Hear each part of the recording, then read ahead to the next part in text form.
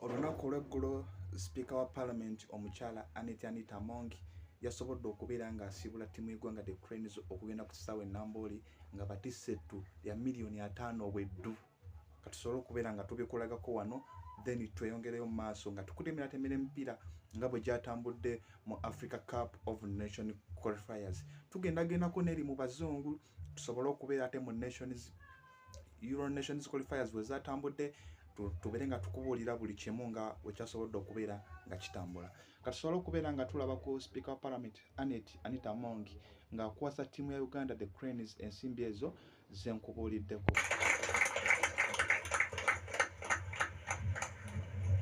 For today, we have something small for you. You know, you never go and visit your children and just go empty-handed. Because we came to visit the children, we had to come with some order for the children. The captain will tell you how much it is. Okay. Give the microphone to Khalid. Thank you. Thank you so much. Thank you for supporting the Uganda friends. Thank you for coming to the motivation once. And we promise you guys, our players are okay, are motivated, and they are fine. Thank you, Mr. President, for everything you have done for the team. We are happy and we are fine for everyone. Thank you for the coach, for the staff, the medical, everyone. Thank you. We appreciate everything you have done for the national team, and we promise you that tomorrow we are going to qualify more in the world. Thank you, Mama. Thank you for everything. Thanks, you. And then also the autograph board. I wish I had a casino. Yeah, Mama, this is the gift I give you. A gift from us. We have appreciation for everything you have done. Thank you for the amount. Mama has given us 50 million. For us, and I think the boys are very sharp. Are you guys ready for more? Yeah. If you win tomorrow. Thank you. Are you guys ready? Alright. Oye Speaker wa Parliament omukyala Anita Among ng'akwasa ttiimu The Uganda Cranes ettu lya $5,000,000. Omupiira gwa Uganda Cranes guno gugenda kubeera gw'amaanyi nnyo olunaku olwaleero mu kisaawe Namboole. Tusobole okubeera nga tukulaga ku ebyo biki ebyaliwo oluvannyuma lw'omupiira guno nga tegunnaba kutandika mu maaso wali. Tusobole okubeera nga tulaga ku highlights ku biki ebize bibeerawo nga Uganda Cranes esamba ne ttiimu y'abannaffe aba South Africa mu mipiira egy'emabegaawo. Having a look at the starting 11, Billy Motta, of course, will be the man that will be between the sticks here for the South Africans, and a big day it is for the 22-year-old Rushwin Dudley playing alongside Gezana in the heart of Mokes captain Sama Mimsela Rokhile Mo Pirates Humpieno Elekhaye Haskopa Sa Bafana Sheshe Kapteni wa Chopa Acho Kamokelo so Yalete Meta Bora Chopa Sa Uganda Siagwe Magatilense Nchanga Hesema Watenga Emotakare Moderatiro mo Africa Borwa Bitala Kajara Motatsana Liwa Limalwa Alimu Africa Borwa Kawana Moteti Utlego Jagale Toko Molitatina Humpieno. He's the very first game for the South Africans was a friendly South Africa to Uganda. This an important game to ensure that they maintain that record as they get the action underway. It's now 72 years of age as Hugo Bruce. Okay, bisima byerere eri ttiimu ya Uganda The Uganda Cranes nkoola bannamupiira mwenna amanyi ntoyagala omupiira okubayo mu kisaawe Namboole nga tubugiriza ttiimu y'eggwanga Uganda Cranes tusobola okubeera nga tukuba enduula ey'oluyeekereeke abalina vuvuzeera muzireete mwambale obujoozi tweyise ku kisaawe Namboole nga tusamba ne ttiimu ya South Africa abajje nabo batye tusobole okubeera nga tubameggana. Katukomewo tovaawo omugoberezi waffe atugoberera ku Kanoni Media Uganda. Kakonge Muhammad Munagomba mu kanyomero kaffe kano akamanya ebifa mu nsi y'emizannyo tukubira tooki mu bitambula mu nsi y'emizannyo mu ggwanga Uganda ne bweru w'eggwanga okutwaliza wamu. Katukomewo tovaawo.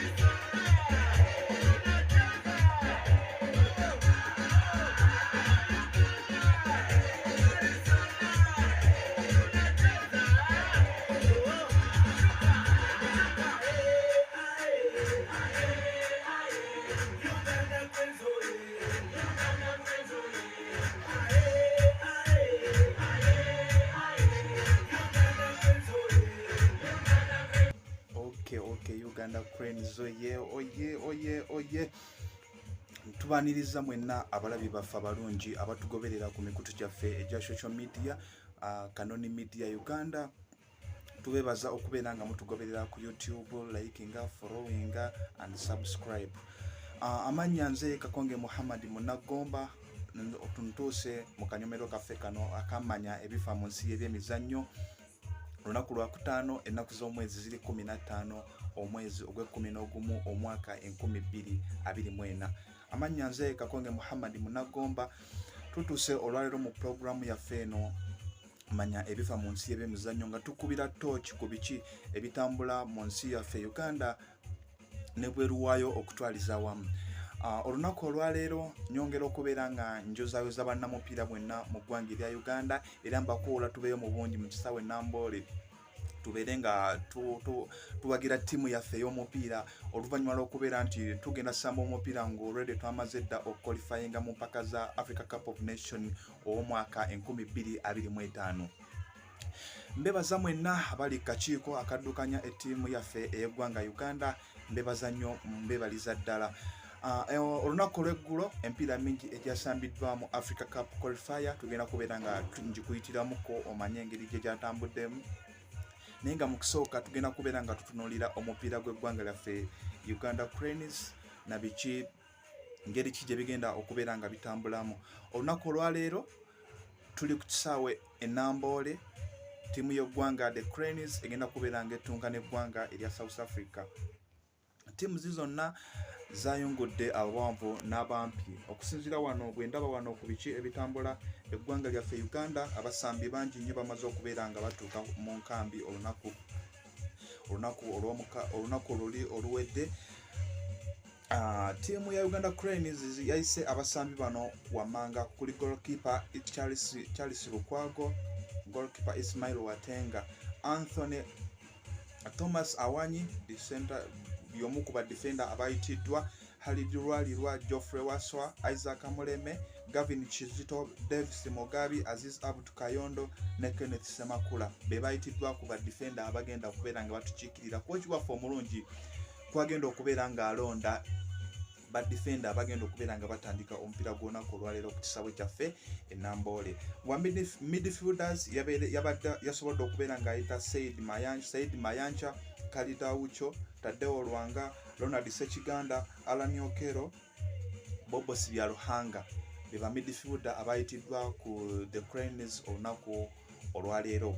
Ku ba forwards ndaba Rogers Mato yasobodde okubeerwa nga ayitibwa, Shafik Nana Kwikiliza, Stephen Mokwala, Dennis Omedi, John Paul Dembe, Hakim Chiwanuka, George Semugabi, Calvin Kabuye ne Travis Mutyaba. Iyo squad yaffe ey'eggwanga The Cranes egenda okwaŋŋanga ttiimu y'abannaffe bano aba South Africa olunaku luno olwaleero.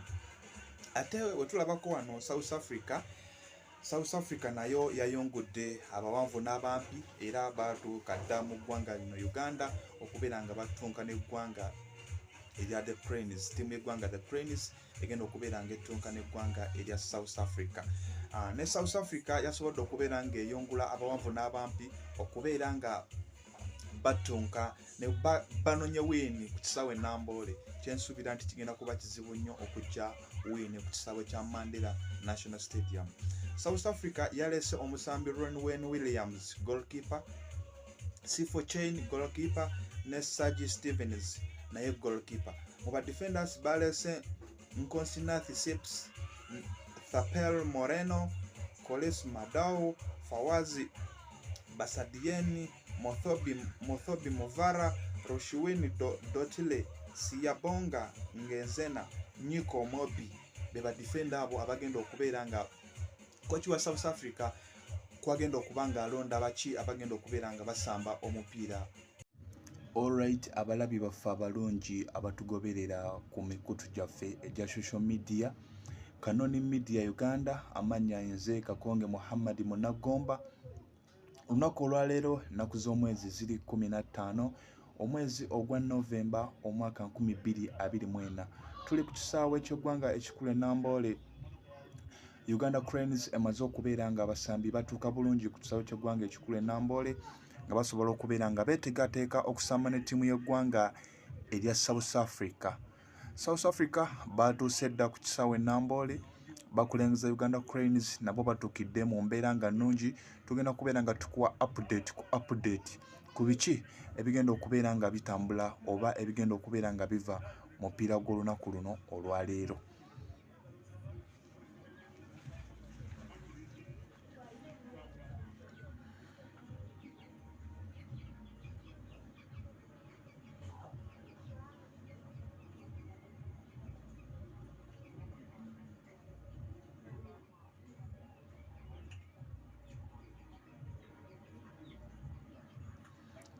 Yes, abasambi nga bw'obalaba bayingira mu kisaawe Namboole, bali mu mbeera nnungi, bali ready okubeera nga tukwata eggwanga erya South Africa tulikubire wano ewaffe liddeyo nga terina kyerifunye yadde akabonero okuva ku kisaawe Namboole. Abasambi nga bw'obalaba bayingira ekisaawe ky'eggwanga ekikulu e Namboole, bali mu mbeera nnungi nnyo ekyenkanidde awo. Nyongera okubategeeza mwenna abalabi baffe ku Kanoni Media Uganda, musobole okubeera nga mutunoonyako ku YouTube Kanoni Media Uganda, ku TikTok Kanoni Media Uganda, mubeera okubeera nga mutulikinga, mutufollowing, tubeere nga mutubeera subscribinga Kanoni Media Uganda. Tubeerako ne programs ez'enjawulo, tubeera nga tukusomera akatabo kaffe, obutabo bwaffe n'okenguka mu lulimi Oluganda. Tuyina ebintu bingi nnyo, tubeerako tukukyaliza abakugu mu by'okulima n'okulunda, kw'ossa n'abo abasobola okubeera nga batubuulira ku biki bye tuyinza okukola okubeera nga tweggya mu bwavu nga tuyita mu kulima n'okulunda. Tufollowing ku TikTok, subscribinga Kanoni Media Uganda ku YouTube, tujja kubeera nga tutambula bulungi. Bamaze okubeera nga bayingira ku kisaawe Namboole, batuuse mu training ground y'ekisaawe kino eky'eggwanga e Namboole. Bakulengeza abasambi bonna bali ready, bakulengeza bakooki beetegese okubeera nga tukolamu ezzowa erisembayo nga tetunnaba kuyingira mu mupiira gw'olunaku olwaleero. Kakonge Muhammad Munagomba wendi okubeera nga nkutuusako update ku biki ebiri mu kisaawe ky'eggwanga ekikulu Uganda. Beerako ng'otugoberera, tuli live ku Kanoni Media Uganda ku YouTube, gendayo ojja kubeera ng'otufuna bulungi. Nyongera okubeera nga mbuuzaako ku bannaffe mwenna abeesombye okujja mu kisaawe ky'eggwanga e Namboole okubeera nga tuwagira ttiimu yaffe The Cranes okubeera ng'ekuba akapiira k'olunaku luno olwaleero. Abasambi bali mu mbeera nnungi nga bw'obalaba, bali ready beetegese okubeera nga batunka ne ttiimu eya South Africa. Mugamba mutya abaana abasigadde awo ku Ham Shopping Ground, abaana abali awo ewa Kiseka, abali mu Owino, mwenna musobole okubeerako nga mutugoberera. Tugenda kubeera nga tubawa update ku mupiira gwa Uganda ng'esamba ne South Africa.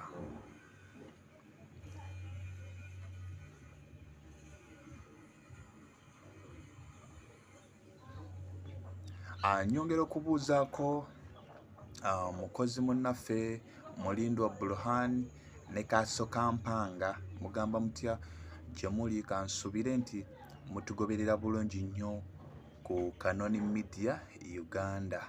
Bakulengeza bakooki ba Uganda Cranes nga beegeyageyamu na ngeri ki gye bagenda okubeera nga bakwasaganyaamu omupiira gwa leero, tusobole okubeera nga tujjayo win, tuyitewo ne maximum point oba tuyitewo n'obubonero nga bungi, tulage naffe eryanyi yadde already twamaze dda okuqualifyinga mu mpaka eza Africa Cup of Nation 2025 ezigenda okubeera mu ggwanga erya Morocco. Mugamba mutya abaana b'eggomba, mwebala okubeera nga mutufollowinga ku TikTok, mutugoberera Kanoni Media Uganda. Essaala egenda mu maaso wano ku training ground eya Namboole National Stadium oba ekisaawe ekimanyikiddwa nga Mandela National Stadium ng'abasambi basaba essaala bagende mu training esembayo okubeera nga beŋŋanga eggwanga erya South Africa nga bali ready